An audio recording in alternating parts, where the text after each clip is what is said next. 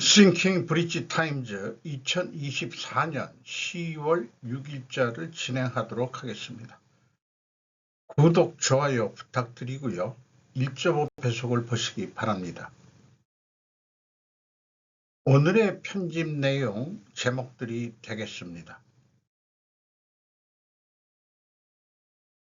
서울 한복판 폐교를 실버타운으로 고령자 맞춤형 주거대책 본물 황재성 동아일보입니다.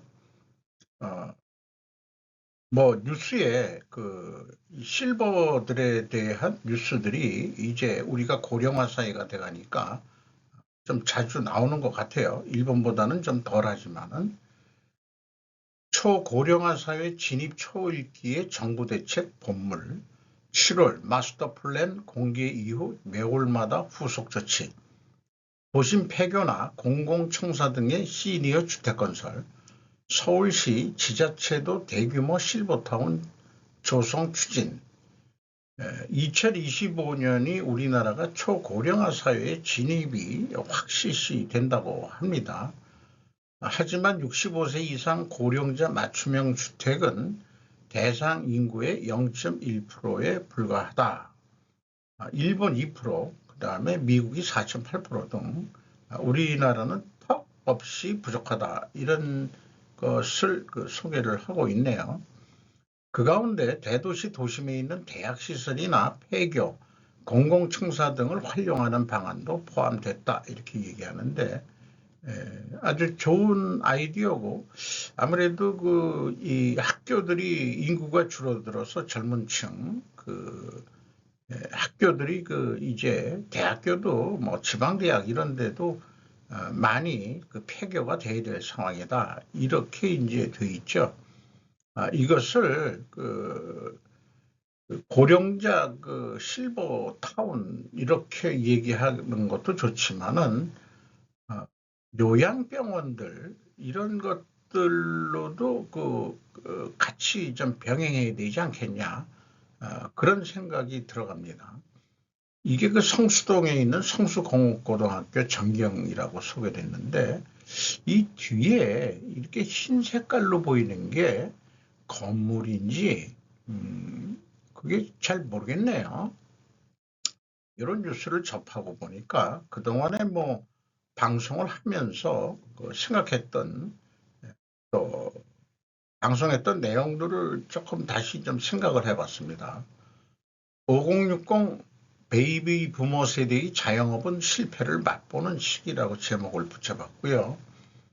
우리나라가 베이비 부모 세대가 5060이 됐는데 인구의 큰 부분을 현재 차지하고 있죠. 근데 50대 초반에 일반적으로 퇴사를 당하니까 나와가지고 일반적으로 하는 게 다 자영업입니다. 물론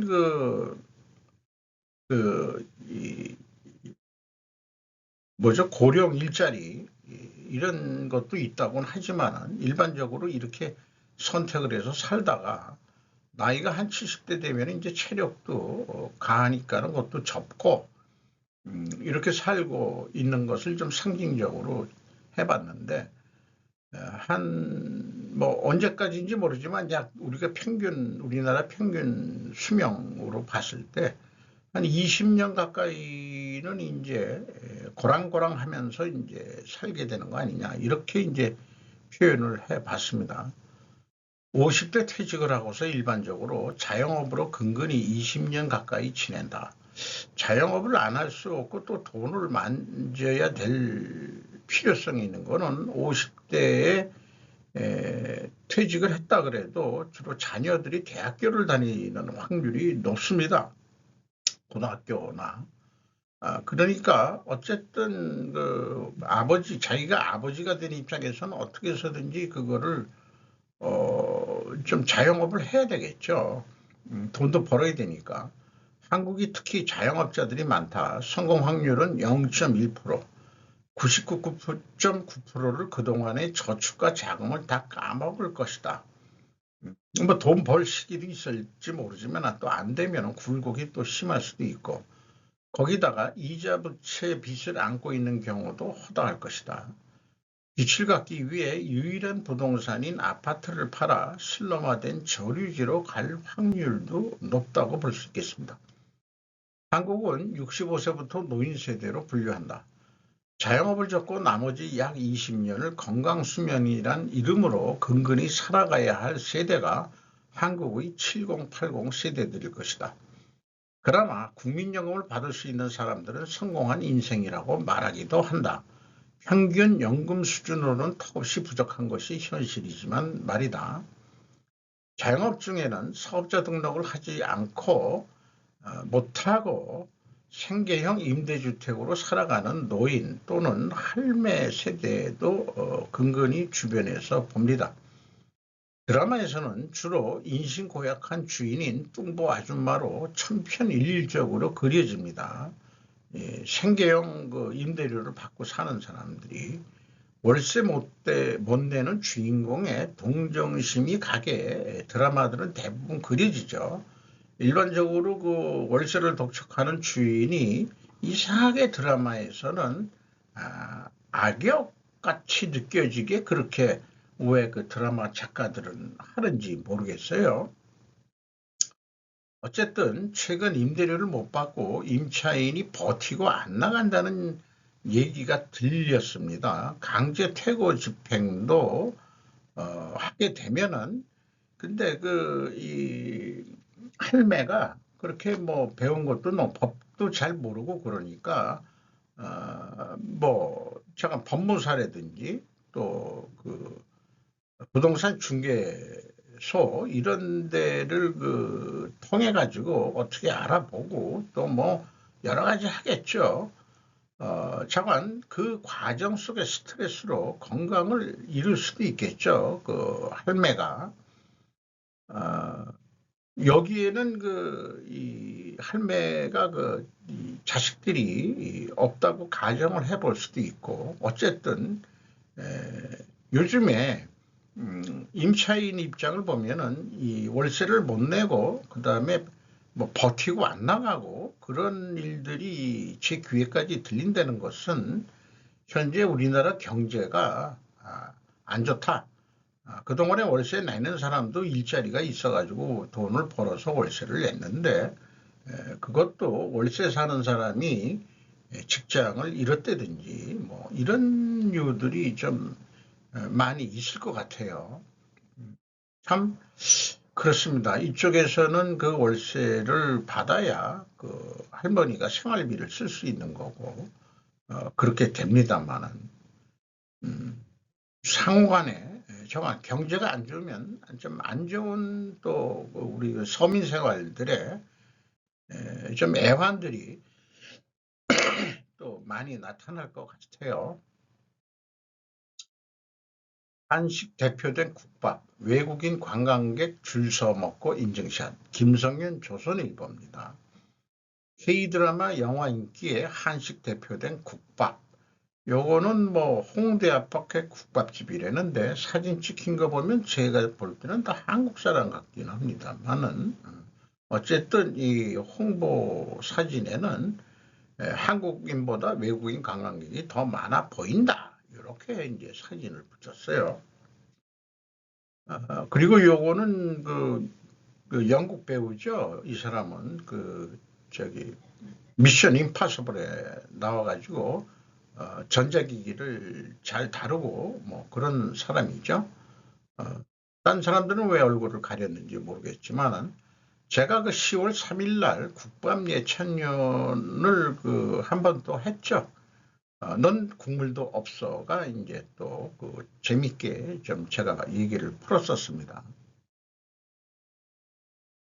MBK도 맞불인상 고려엔 분쟁 장기전 돌입 임종수 국민일보입니다.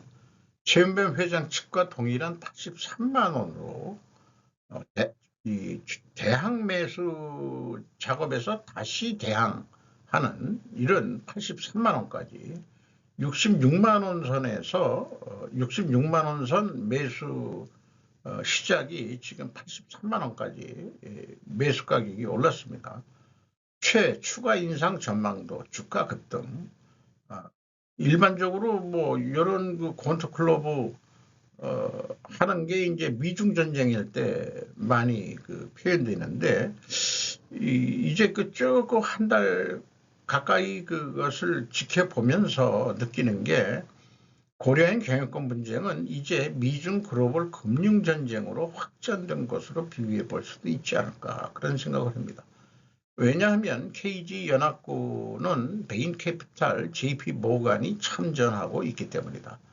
고려엔 SPC 그 특수목적법인 그거가 제리코 파트너스라고 이름을 붙였는데 저는 그 제리코라는 게 참 의미가 있는 것 같아요. 이쪽에서 그런 출애굽에 보면은 40여 년을 이집트에서 나온 다음에 바로 그 가나안 땅으로 안 가고 40년을 시나이 반도에서 헤매게 만들죠.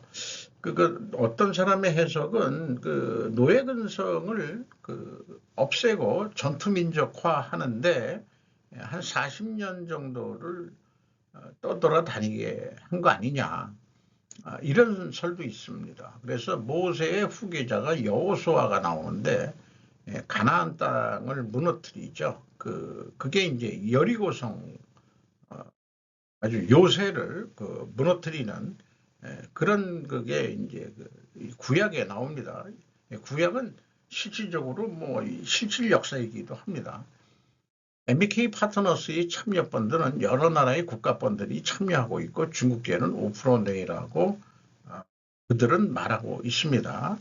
결코 중국의 고려엔을 팔아넘기지 않겠다는 것을 전제 조건으로 얘기를 처음부터 한다는 게 이것도 이상한 거예요. 중국계 자본은 5%뿐이 없다는 거를 계속 강조하는 것도 그게 이제 역으로 증명이 되는 거 아니냐.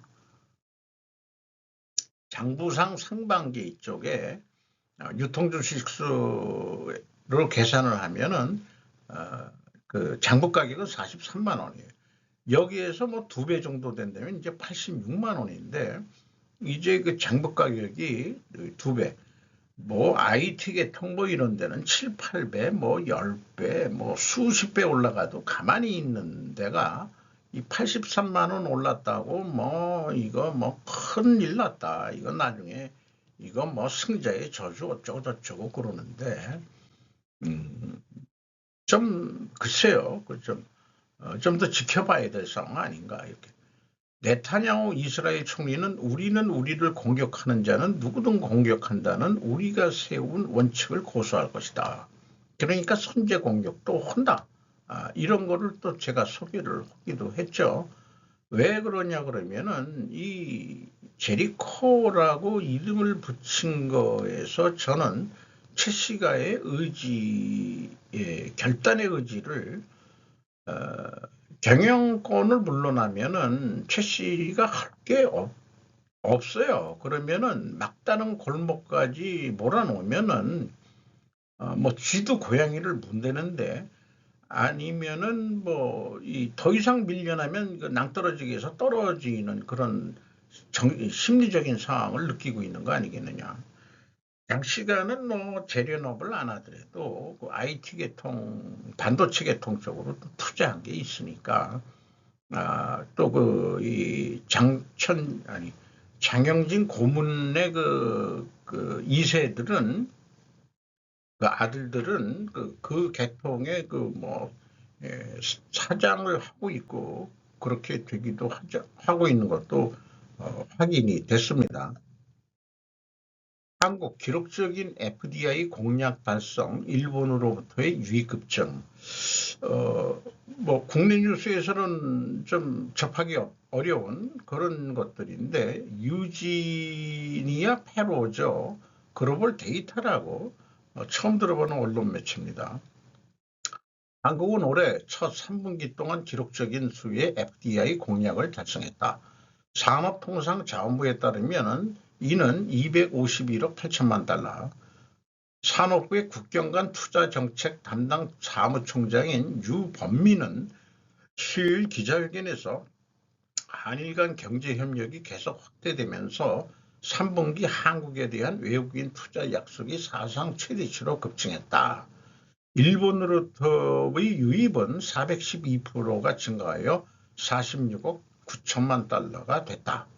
전체 FDI의 18.6%면은 아마 가장 많이 투자한 나라가 되지 않겠냐. 글쎄요.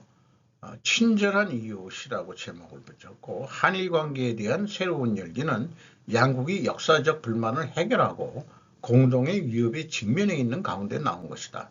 최근 선출된 이시바 시게루 일본 총리는 이미 윤석열 대통령과 통화를 했고, 이번 우정은 양국이 북한의 안보 위협에 직면해 있는 가운데 이루어졌다. 지난 9월 초 한국은 평양에서 발사된 미사일이 한반도와 일본 사이의 해역에 낙하하는 것을 감지했다고 보도했다. 당시 한국합동참모본부는 성명에서 우리는 한반도의 평화와 안정을 심각하게 위협하는 명백한 도발인 북한의 미사일 발사를 강력히 규탄한다. 규탄만 하다가 뭐 하려는지 참 모르겠네요. FDI 외국인 직접 투자라고 그러네요. 장기적으로 경영에 참여하는 투자도 된다. 그러니까 그냥 그 펀드 같은 게 들어오는 게 아니고 한국에 FDI 투자를 한다. 뭐 어떤 사람은 뭐 지금 대규모 전쟁의 징후들이라고 해가지고 일본을 현재 병창기지화하는 거 아니냐. 그러면은 한국이 나중에 이제 문제가 될 수 있고 한국에서 짭짤한 기업들은 미국으로 옮기는 중이고 이런 것들은 모르고 우리 정치하는 아새끼들은 맨날 그 별 쓸데없는 거 가지고 치고받고 싸움질 하고 있고 그러니까 거기다가 많은 정치인들이 여야나 친중 정치인 애들이 일색이다 보니까 미국 애들이 아이 저 한국 안 되겠어. 그러니까 일본을 다시 키우고 있는 거 아니냐. 뭐 이런 해석도 될 수도 있고요. 어쨌든 그렇지만은 그렇게 얘기를 상관관계로 풀어가는 사람도 있습니다만은 여기에서 이 페로조라는 사람이 그럼 미국의 투자액은 얼마인지 좀 추가 취재를 해줬으면 얼마나 좋았을까 그런 생각을 좀 해보게 되네요. 미국 예멘의 이란 지원 후티 반군의 전투기와 함정 공습 개시 폴리타 시 발도로 AP입니다. 후티 반군이 무슨 그 석유 수송선을 좀 폭파했다는 게 나온 다음에 이제 공습을 한 것으로 이렇게 이해가 됩니다. 또한 그 미군 함정 3척을 향해 탄도미사일과 대함 순항미사일 6발 드론 2대를 발사했지만 모두 해군 구축함에 의해 요격은 당했다고 또 얘기를 하고 있습니다. 자관 그 12군데 이상의 후티 목표물을 공격을 했다. 그러면은 이스라엘하고 이란이 확전 그런 게 있는데 중간에 있는 그 이란의 지원을 받는 후티 반군을 미국이 미리미리 제거를 해주는 것 같은 뭐 벌써 이게 뭐 이것도 장기적으로 하는 것 같아요.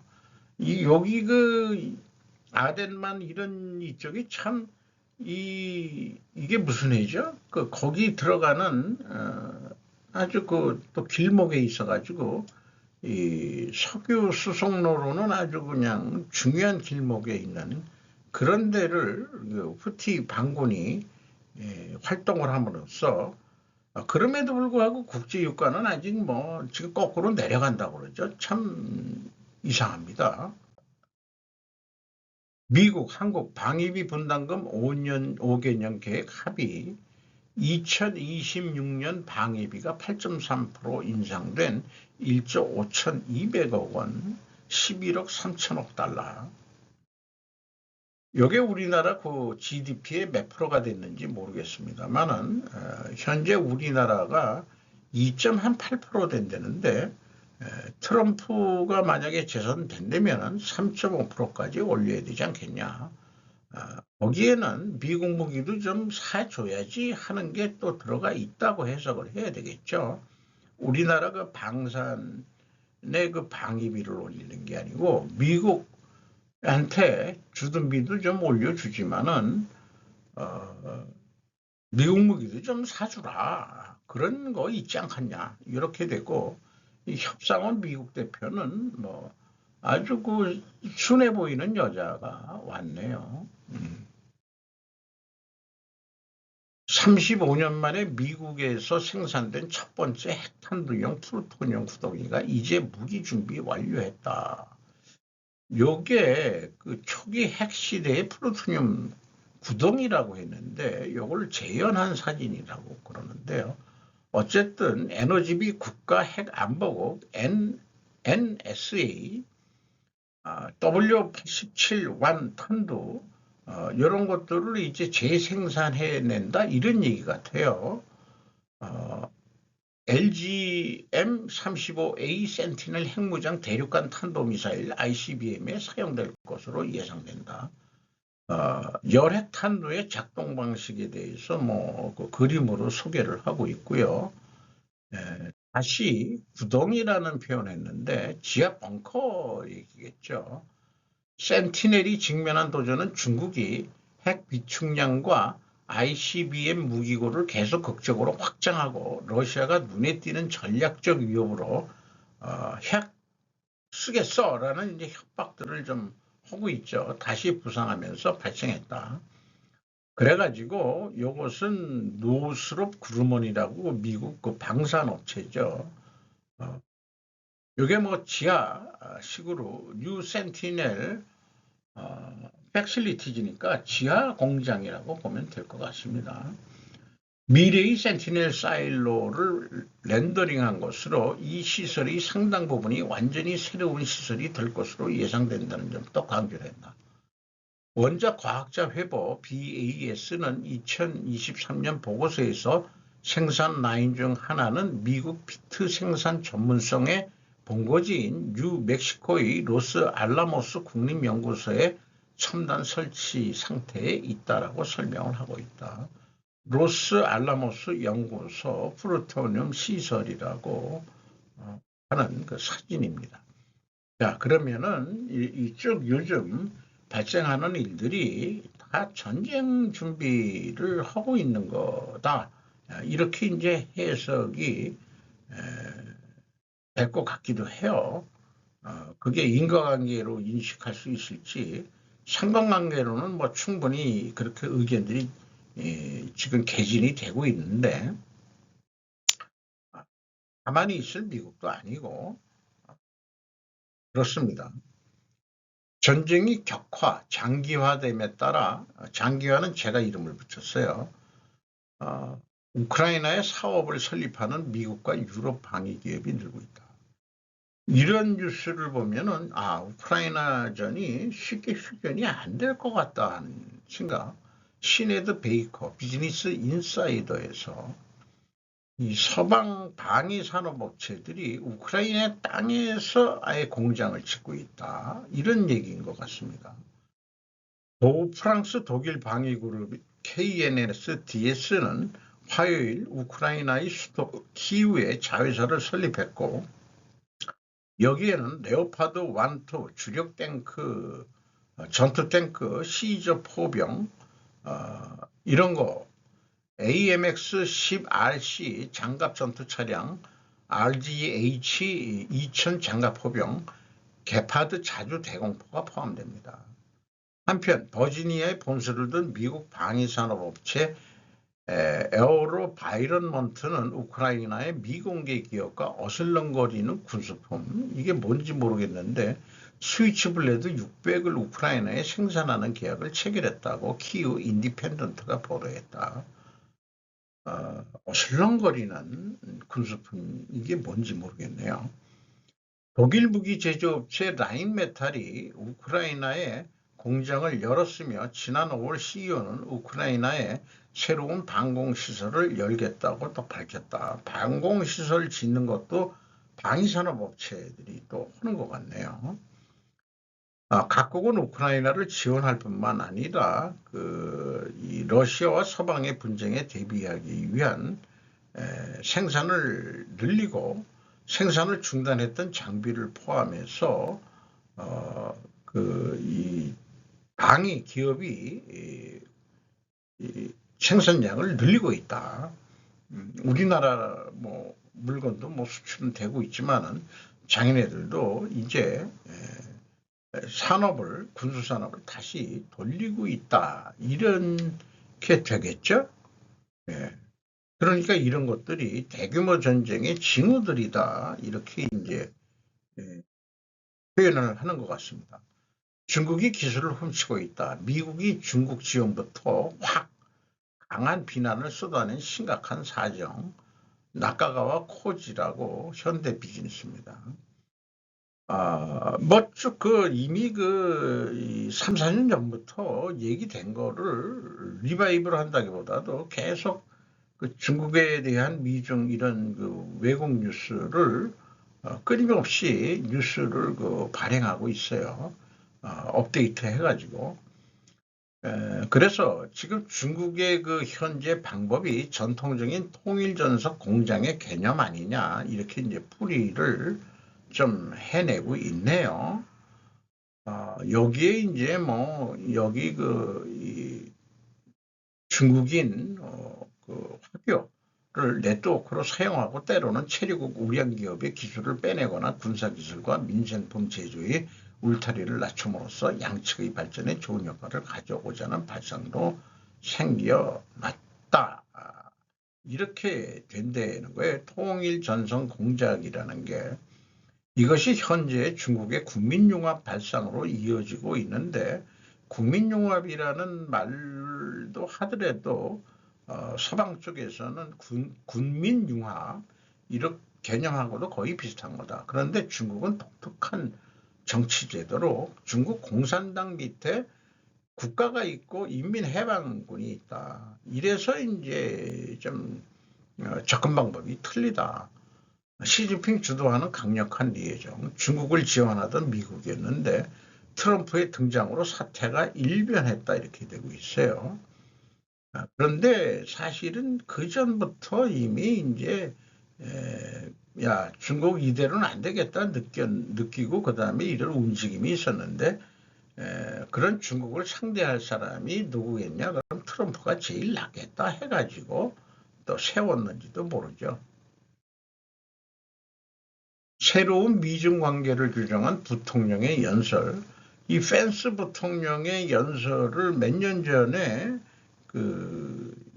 에포크 타임즈 같은 데서 전문을 한국말로 번역을 해서 방송하는 그런 내용도 있었습니다. 어쨌든 자유롭고 공정한 무역과는 맞지 않는 정책을 대량으로 사용해 왔다, 중국이. 그러니까 자유무역하자 그러는데 공정하지 못한 방법으로 자유무역을 이용해 먹고 있다. 최근 것은 중국의 안보기관이 최첨단 군사계획을 포함한 미국 기술의 대규모 절도 배후에 있다는 것이다. 이렇게 해서 공격을 했고, 인권 문제, 미국 선거에 대한 개입, 영토적 야심, 지적재산권 등의 절취 등 여러 가지 논점을 들어 중국에 대한 경계를 강화해야 한다고 경종을 눌렸다. 중국이 한국에서 산업 스파이나 기술 절취라든지 최근에 고려인 영풍 사태도 광의적으로는 이렇게 봐야 될 거 맞는 것 같습니다. 미중 대립은 결정적으로 시진핑 국가주석이 아시아 태평양 경제협력체 회의에서 보호주의와 단독주의가 세계 경제에 그림자를 들이고 있다고 표현한 것은 미국을 비난하면서 미중 대립이 결정적으로 뜻밖의 비뚤어진 구도가 된 것이다. 그러니까 시진핑이도 그렇게 발언하면서 이제는 친구가 아니요, 이제는 적이요. 이렇게 이제 서로 이쪽에서 너희들 나쁜 놈들, 그러니까 중국도 미국 나쁜 놈들, 이래서 적이 된 거다, 그런 얘기죠.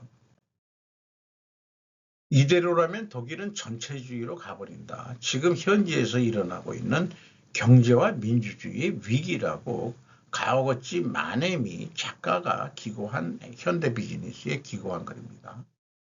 숄츠 정권의 낙제점을 준 증거, 구소득 정치인들이 동쪽을 위에서 바라보는 모습은 통일 후 34년이 지난 지금도 크게 달라지지 않았다. 10월 3일이 통일기념일이네. 우리는 개천절이었는데 그랬나요? 어쨌든 이거를 서독 사람들이 이 동독 사람들을 그 밑으로 본다 이거 아니에요. 밑으로 보니까 기분 나쁘다 이거 아니에요. 지금 그 내부적으로 그런 게 아직 해결이 안 됐다. 이게 핵심적인 것 같습니다. 초동파 그룹의 목표, 깨끗이 보려던 국민, 오스트리아와의 차이점 이런 식으로 뭐 쭉 얘기했는데 그 민주주의 요체인 선거라는 시스템을 모독하는 것이 아닌가. 이번 CDU와 3인당 같은 정책이 뭔지는 잘 모르겠습니다만은 그 위에 또 표현한 게 뭐냐 그러면은 야학 같은 연정이라고 그랬어요. 더구나 유권자의 30%를 무시하는 것을 전제로 한 연정이 통하면 당도 필요 없고 선거도 필요 없는 거 아니냐. 요게 이제 그 경제와 민주주의 위기, 그 야합, 연정 이런 것들이 제대로 국민의 표를 반영하지 못한 거다 이런 얘기를 하는 것 같네요. 지역 주민에게 중요한 일, 독일의 기존 정당들이 지금처럼 막무가내로 AFD를 몰아내다가는 결국 못 살게 되는 건 아니냐. 그럼 AFD라는 게 뭐냐? 그러니까 다들 야합을 해서 AFD를 지금 쫓아내려고 그런다 이런 얘기인 것 같네요. 그러니까 독일 대한당인데 독일의 우익 포퓰리즘 정당이라고 2023년에 창당됐다고 그러네요. 그러면은 야합을 한 게 전부 다 사회민주당 뭐 이런 얘기해서 좌파 애들이 저 우파 지금 이거 밀어내려고 하는 거다. 이러면 안 되는 거 아니냐 이런 얘기 같네요. 오스트리아의 네한머식이 선거에 이긴 정당이 연립교섭을 리드하는 것은 좋은 전통이기도 하고 발언은 했지만 그러나 자신들의 지지율 저하를 정책 개선으로 메우려 하지 않고 적을 제거하면 된다고 생각하는 모양이다. 이거는 오스트리아 입장에 봐서도 그 독일 애들이 왜 그래? 그러니까 얘네들이 지금 다시 나치즘으로 가려는 거야? 이렇게 이제 오해하게 생겼다 이런 얘기네요. 참 세계 경제 3위의 국가가 됐는데 일본이 4위로 밀리고 독일 경제 또 뭐 좋지는 않다고 또 얘기를 하죠. 레바논에서 한국인을 대피시킨 군용기가 귀국했다. 지다경 코리아 헤럴드. 뭐 우리나라가 이제 그 많이 하고 있지만은 지금 이 군용기는 공중급유기로도 쓰는 거로 또 그 소개가 되고 있습니다. 어쨌든 그 이번에 그 몇 명, 96명과 외국인 가족 1명이 지금 성남 공항으로 왔답니다. 그리고 일부는 그 안 오겠다고 한 사람도 있고, 그 다음에 이 대사관 직원 이런 사람들은 안 온다고 했답니다. 성남 비행장에 내리는 장면이네요. 주말마다 난리통, 시민들은 우라통. 여기 소제목을 제가 그 앞에 제목으로 올렸습니다. 매주 광화문시 집회 지옥에 갇혀 더 이상 못 찾겠다. 시내 나갈 일이 없으니 뭐 광화문에 뭐가 일어나는지 저는 잘 모르겠고 그러긴 합니다만은 시민들은 주말 나들이가 휴식이 아니라 형별같다며 피로감을 호소했다. 인파와 소음, 쓰레기와 냄새로 점철된 불쾌한 주말을 강요당하고 있다는 것이다. 온라인에서도 나라꼴이 이게 뭐냐, 언제까지 이런 공예 집회를 참아줘야 하느냐고 성토가 빗발친다. 광장은 특정 정파의 전유물이 아니라 시민 모두의 것이라며 특정 진영의 권력 다툼의 장이 되어서는 안 된다. 뭐 이런 거죠. 오늘 27일 주요 개신교단이 전국에서 100만 명 신도를 동원 광화문에서 연합 예배를 추진하는 데 대해서는 온전치 못한 주일 성수, 세속적인 일에 간섭하지 말아야 한다는 웨스터민스터 신앙 고백과 어긋난다라고 신학계 지적도 나온다. 아니 왜 광화문에서 왜 해? 그 뭐 딴 데 없나? 여의도는 순복음교육 때문에 안 되겠고 이 기독교 개신교단 개신교단이 연합해서 왜 또 연합을 해? 잠깐 이렇게 모이고 밖에서 뭐 이러는 것들은 다 정치 색깔을 그 얘기한다고 볼 수 있겠죠. 참,